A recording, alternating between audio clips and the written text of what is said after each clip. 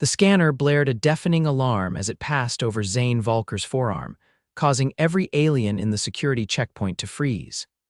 Red lights flashed throughout the pristine white spaceport terminal, and 3 armed guards with iridescent scales and 4 arms each immediately surrounded him. Toxin detected. Biohazardous material in bloodstream. The automated system announced in 6 different languages. Zane blinked, still groggy from the long shuttle ride to Proxima Station, the largest neutral trading hub in this sector of the galaxy. He'd only had a couple of drinks on the transport to help him sleep through the journey. "Wait, what?" he asked, raising his hands slowly as the guards trained their weapons on him. "There must be some mistake." The tallest guard, with vibrant blue scales and piercing yellow eyes, approached cautiously. "Human, you are harboring prohibited substances in your biological system. Scans indicate a toxic compound that could harm multiple species on this station." Zane almost laughed but thought better of it when he saw how serious they all looked. "You mean the alcohol? I just had a few drinks on the transport. It's perfectly normal for humans." The alien security personnel exchanged confused glances. The lead guard consulted a handheld device, pupils constricting to thin slits. "Our scans detect ethanol, a known toxin and industrial solvent," the guard said, mandibles clicking softly. "You claim this is intentional consumption." "Yes, it's called alcohol. Humans drink it socially." "It's harmless." "Well, mostly harmless to us," Zane explained, slowly lowering his hands. "Look, this happens all the time with human travelers. There should be an exemption in your database." The blue-scaled guard looked uncertain and gestured to one of his colleagues. "Escort the human to medical containment for further evaluation. This requires specialist assessment." Zane sighed as he was led away by 2 guards, his luggage left behind at the checkpoint. He'd been warned about culture clashes during his briefing for this diplomatic mission, but nothing about being detained for having a few pre-flight cocktails. The medical containment facility was a sterile, hexagonal room with equipment Zane couldn't begin to identify. A short, amphibious-looking alien in what appeared to be a lab coat entered, blinking horizontal eyelids at him. "I am Dr. Kelvik, xenobiologist," the alien said in slightly accented English. "You have caused quite a stir in our security protocols, Mr. Volker." "It's just alcohol," Zane said, trying to keep the frustration from his voice. "Fermented beverages. Humans have been consuming them for thousands of years." Dr. Kelvik's skin shifted to a lighter shade of green. "Fascinating. Our database shows ethanol as a level 3 biohazard for 17 different species on this station. Yet you humans willingly introduce it into your systems. For recreation, yes, it affects our brain chemistry in ways we find pleasant," Zane explained. "In moderation, it's safe for us." The doctor made a bubbling sound that might have been disbelief. "Our scanners also detected acetaldehyde forming in your liver. That is a highly toxic compound. It's a normal part of how our bodies process alcohol," Zane said. "Look, I'm supposed to meet with the Galactic Trade Commission in 3 hours. I'm an official representative from Earth. Can we sort this out quickly?" Dr. Kelvik consulted a tablet-like device. "You are indeed registered as a diplomatic envoy. However, protocol requires we fully understand any potential biohazards. I would like to take samples and conduct a more thorough examination." Zane reluctantly agreed, and the next hour was spent with various instruments scanning him, taking blood samples and recording his vital signs. "Doctor." Kelvik seemed increasingly fascinated rather than concerned. "Remarkable," the doctor said eventually. "Your species has evolved specific enzymes to detoxify ethanol. Even more interesting, your brain seems adapted to the presence of this toxin. It appears to release dopamine and other neurotransmitters in response." "Yes, that's the pleasant part I mentioned," Zane said. "Can I go now?" "Not quite yet," Dr. Kelvik replied. "The Security Council must review these findings. This presents unique challenges for our containment protocols. If you were to bleed in public areas, it could pose risks to certain species." "I don't plan on bleeding anywhere," Zane said dryly. Dr. Kelvik made that bubbling sound again. "Nevertheless, we must establish proper protocols." This is the first documented case of a sentient species intentionally consuming toxins as recreation on our station. The first, but humans have been visiting Proxima Station for years, Zane said, confused. Yes, but our new molecular scanning system was only installed last month, the doctor explained. Previous security measures wouldn't have detected these internal compounds. Before Zane could respond, the door slid open and an imposing figure entered. Standing nearly 7 feet tall with metallic gray skin and no visible mouth, the new arrival wore an ornate robe that seemed to indicate high status. "I am Administrator Thorne," the alien said, voice emanating from somewhere in its chest cavity. "This situation requires immediate attention. The human delegation arrives tomorrow for the trade summit, and we cannot detain their advance representative over a cultural misunderstanding." Dr. Kelvik straightened respectfully. "Administrator, this human has ethanol and acetaldehyde in his bloodstream. By regulation, these are Class 3 toxins that I am aware of the regulations, Doctor. I helped write them," Administrator Thorne interrupted. "What I need is a solution, not a recitation of problems." Zane decided to try diplomacy himself.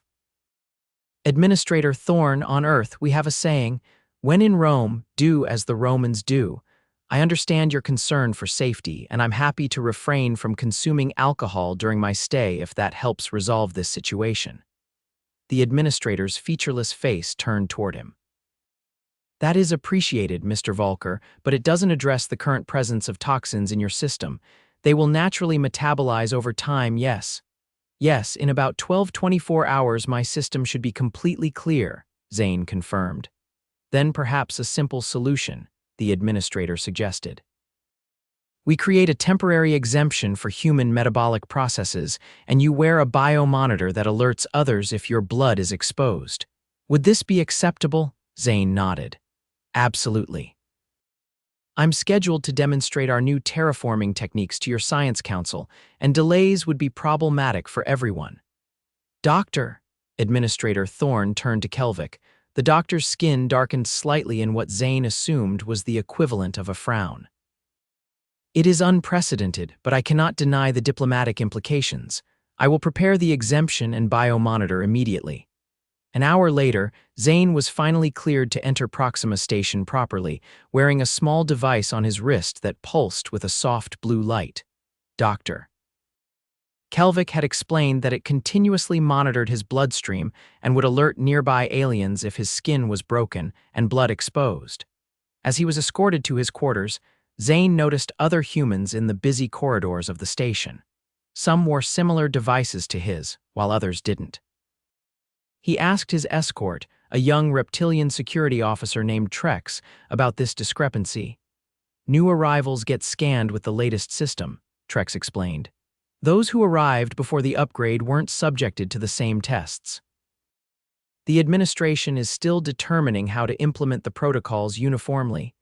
So I'm just unlucky with my timing," Zane said with a rueful smile. "Perhaps," Trex replied. "Though Dr. Kelvik seemed genuinely excited by the findings, your species continues to surprise us." When they reached his assigned quarters, Trex handed him a datapad. "These are the updated regulations regarding human biochemistry on the station. Please review them before your meeting with the Trade Commission." Alone in his room, Zane skimmed through the document. Most of it was standard diplomatic protocol, but a new section caught his attention: human biochemical exceptions. It detailed a variety of compounds found naturally in humans that were considered dangerous to other species, with alcohol prominently featured. Zane was preparing for his meeting when his communication device chimed. A message from Dr. Kelvik appeared. "Mr. Volker, your case has prompted significant scientific interest. Would you consent to participate in a small symposium on human biochemistry tomorrow? It would greatly assist in educating our medical staff about Earth physiology and prevent similar misunderstandings in the future." Zane considered the request. His schedule was tight, but building goodwill before the trade negotiations seemed wise. He sent a brief acceptance message, then continued reviewing his presentation materials. The meeting with the Trade Commission went more smoothly than expected. The 7 representatives, each from a different species, seemed eager to discuss Earth's terraforming technologies. Zane's demonstration of how humans had successfully transformed parts of Mars generated particular interest. This approach could be applied to the Rigelian colonies, said Commissioner Vrock, a crystalline entity that communicated through light patterns translated by a device. Their atmosphere is similarly thin and cold. Earth would be happy to share our methodologies, Zane replied, sensing an opportunity. Of course, we would need favorable terms for mineral rights on any jointly developed worlds. The negotiations continued productively until a short break was called. As attendees mingled, Zane was approached by a human woman he didn't recognize. "Quite the stir you caused in medical," she said with a smile. "I'm Dr. Zara Collins, Xenophysiology Liaison for the Earth Embassy here." "Zane Volker," he replied, shaking her hand. "And yes, apparently my scotch on the rocks was a biohazard emergency." Dr. Collins laughed. "You're not the first. We've been dealing with this since the new scanners went online. I've been trying to get a comprehensive human biochemical profile approved for weeks, but bureaucracy moves slowly." "Dr. Kelvick wants me to speak at some symposium tomorrow," Zane said. "Maybe that will help speed things up." "Ah, so you're the reason for the emergency medical conference," she said. "I've been invited too. Apparently, your case has become something of a catalyst for updating protocols." Their conversation was interrupted by Commissioner Vrock, who approached with what seemed like hesitation. "Pardon my intrusion," the crystalline being said, lights pulsing softly. "I could not help overhearing. You humans intentionally consume ethanol for pleasure," Zane nodded. "It's a cultural tradition dating back thousands of years. In moderation, it's safe for us and creates mild euphoria and relaxation." Vrock's lights flickered in what might have been fascination. "On my world, we synthesize ethanol as an industrial solvent. The concept of ingesting it is difficult to comprehend." "Every species has different biochemistry," Dr. Collins explained professionally. "Humans can process certain toxins that would be deadly to others. Conversely, some species here consume compounds that would kill a human instantly." "Fascinating," Vrock replied. "Perhaps this cultural exchange is as valuable as the technological one. I look forward to learning more at tomorrow's symposium." After the commissioner moved away, Zara lowered her voice. "Be prepared for a lot of questions tomorrow. The medical community here is buzzing about human toxin consumption, as they're calling it." "Great," Zane said dryly, "and I thought I was just here to talk about terraforming." The next morning, Zane found himself in a large lecture hall filled with medical professionals from at least a dozen different species. Dr. Kelvick had positioned him at the front alongside Dr. Collins and 2 other human representatives who had apparently been recruited for the panel. "Distinguished colleagues," Dr. Kelvick began, skin shifting to a formal deep blue hue, "today we examine a remarkable biological adaptation in our human allies. The intentional consumption of toxic compounds for recreational purposes represents a unique evolutionary path that challenges our understanding of sentient development."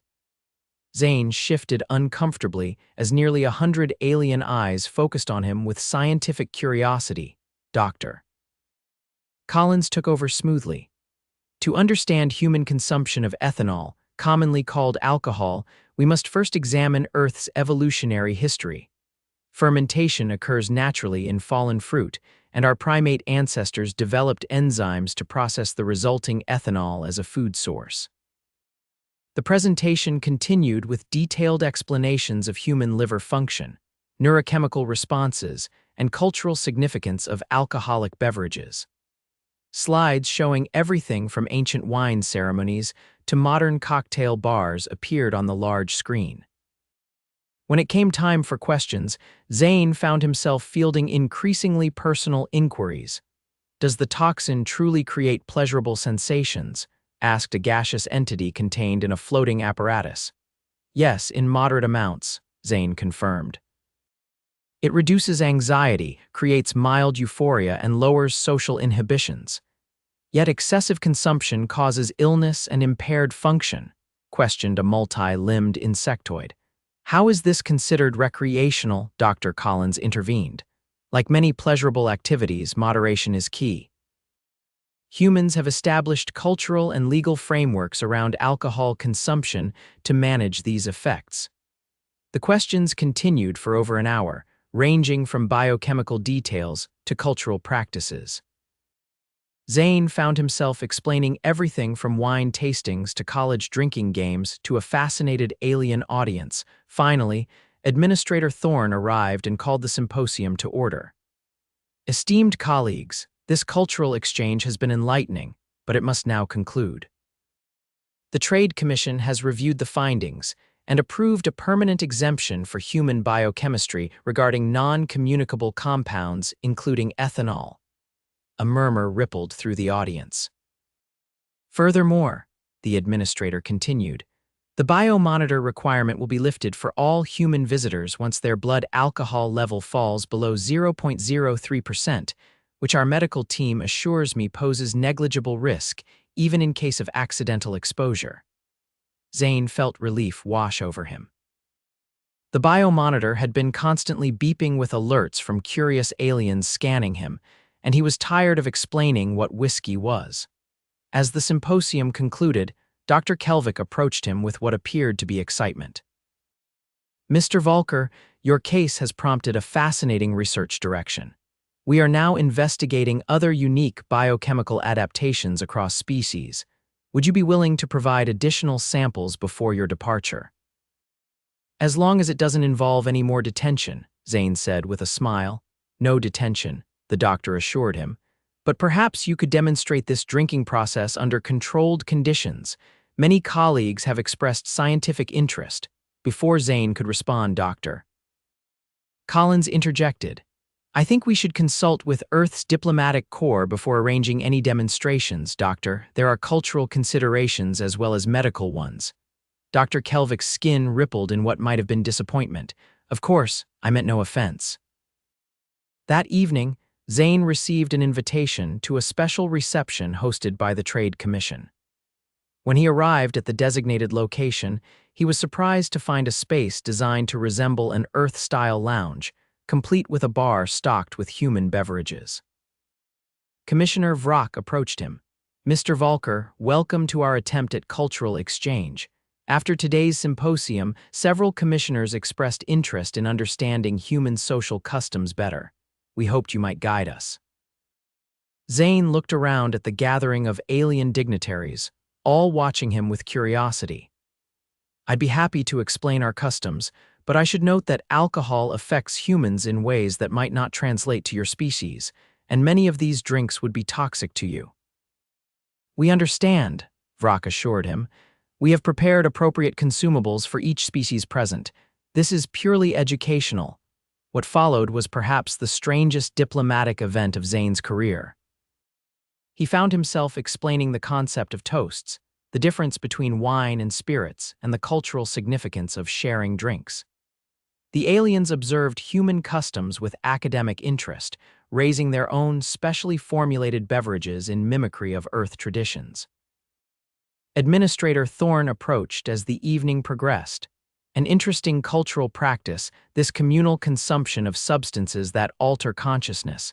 Many species here have similar rituals, though the biochemistry differs dramatically. It's one of the universal languages, Zane agreed. Breaking bread or sharing drinks transcends most cultural barriers. Indeed, the administrator said, which is why we have proposed a modification to station protocols. Rather than treating human biochemistry as potentially hazardous, we will now classify it as a protected cultural expression under the Galactic Diversity Statutes. Zane raised his eyebrows. That's surprisingly progressive. The Trade Commission values cultural exchange as much as commercial, Thorne replied. Your accidental demonstration has helped many here understand humans better. This facilitates trust, which facilitates trade. The evening concluded with the signing of preliminary agreements for Earth to provide terraforming expertise to 3 different worlds in exchange for mining rights and technology transfers. It was a better outcome than Zane had dared hope for when he'd been detained just 2 days earlier. As he prepared to leave Proxima Station the following day, Dr. Collins met him at the departure bay. "Quite the successful mission," she said. "The Medical Council has approved comprehensive guidelines for human biochemistry, and you've become something of a celebrity among the xenobiology community." "Happy to help, even if it was completely unintentional," Zane replied.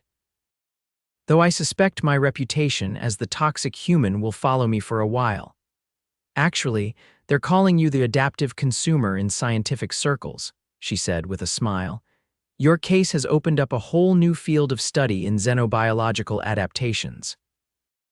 There's talk of an interspecies conference on evolutionary responses to environmental toxins," Zane laughed.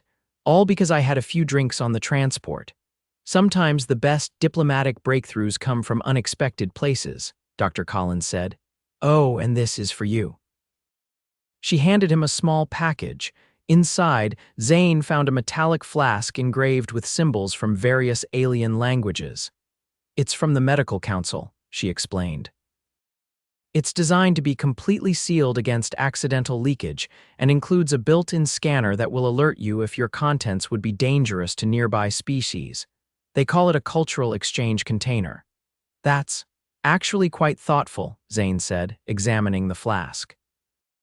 "They've also requested that Earth send a specialist in human biochemistry for a more comprehensive exchange program. I've been asked to coordinate it." "Sounds like you'll be busy," Zane said. "Very, but before you go, there's one more thing." She handed him an official-looking document. "This is your updated diplomatic passport. It now includes a special designation that exempts you from detention due to natural human biochemical compounds. All human visitors will receive them going forward." As Zane boarded his transport back to Earth, he reflected on the strange turn his mission had taken. What began as an embarrassing detention had transformed into a significant diplomatic breakthrough. He carefully packed the alien flask in his carry-on bag, wondering what other cultural misunderstandings might turn into opportunities in the future. The ship's automated system announced departure procedures as Zane settled into his seat.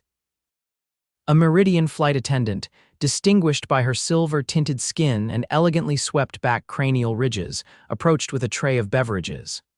"Refreshment before departure, sir?" she asked politely.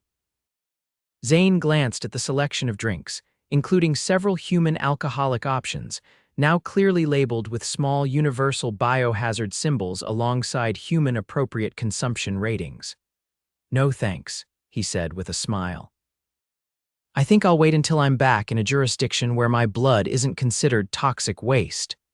The attendant's expression remained professionally neutral, but her eyes crinkled slightly in what might have been amusement. "Very good, sir. We'll be departing in approximately 15 minutes."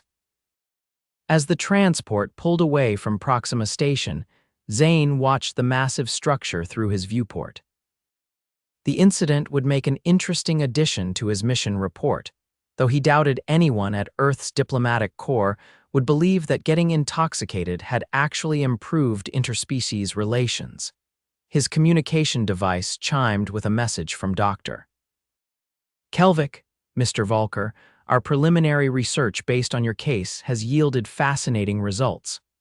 We have identified 17 other species that consume substances toxic to the majority of galactic life forms. We are organizing a symposium titled Adaptive Consumption Across Species and would be honored if you would consider being a keynote speaker. Earth's ambassador has already expressed interest in this scientific exchange opportunity." Zane laughed to himself as he sent a brief acceptance. His accidental diplomacy had turned into a legitimate scientific and cultural exchange. Perhaps his next visit would involve fewer security alarms and more scheduled presentations. 6 months later, Zane found himself back on Proxima Station, this time as part of an official Earth delegation specifically focused on biological and cultural exchange. The station had changed noticeably in his absence, with new signage everywhere explaining various species' biochemical requirements and warnings. The diplomatic reception area now featured specialized environmental chambers for different atmospheric needs, and carefully separated refreshment stations, labeled by species compatibility. Zane noted with amusement that the human section was prominently marked with both standard refreshments and a selection of alcoholic beverages, each with detailed chemical composition labels. Dr. Collins greeted him as he cleared the now streamlined security checkpoint, which no longer flagged his biochemistry as hazardous. "Welcome back to Proxima Station, Mr. Volker," she said professionally, though her eyes conveyed friendliness. "Your timing is excellent.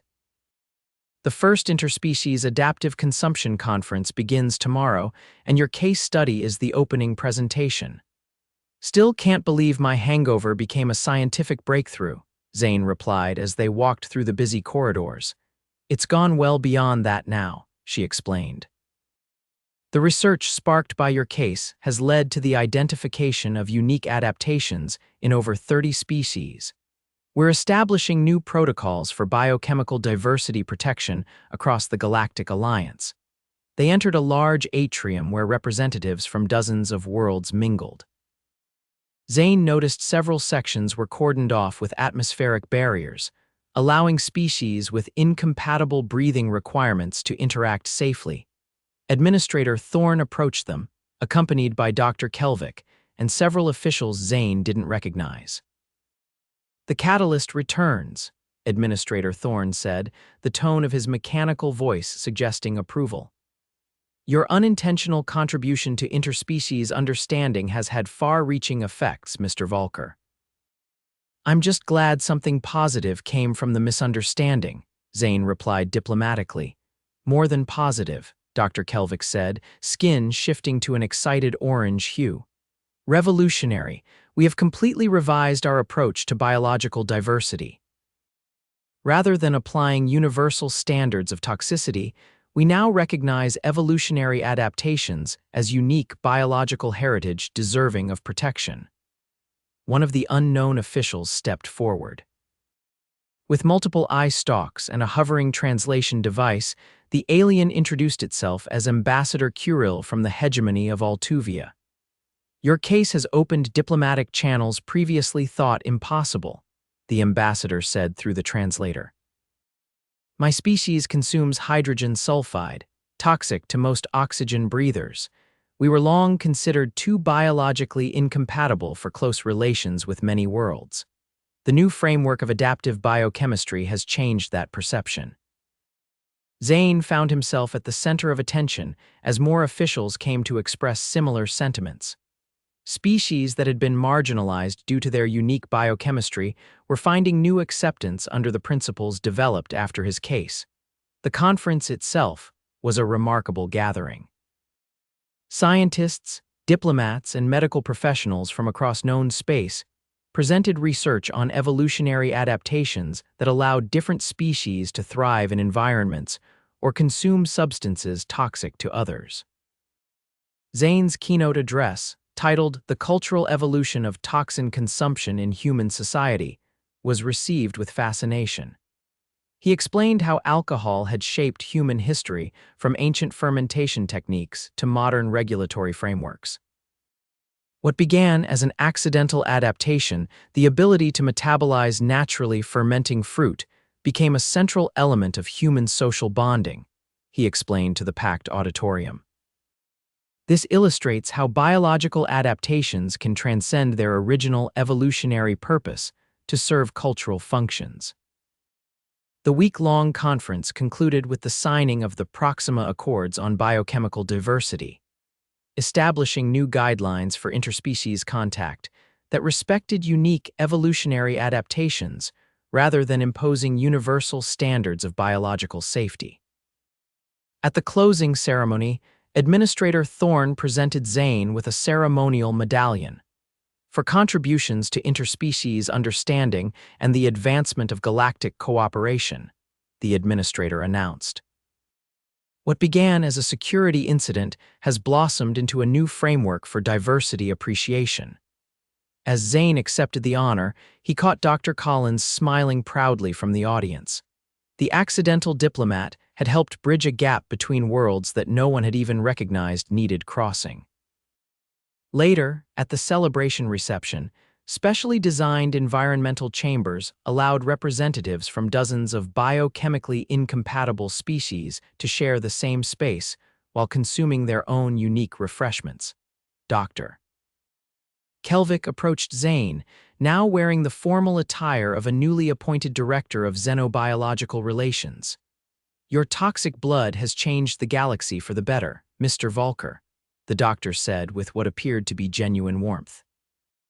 "I'll drink to that," Zane replied, raising his glass in a toast that was echoed by beings across the room, each with their own uniquely adapted biochemistry, united in the celebration of their differences.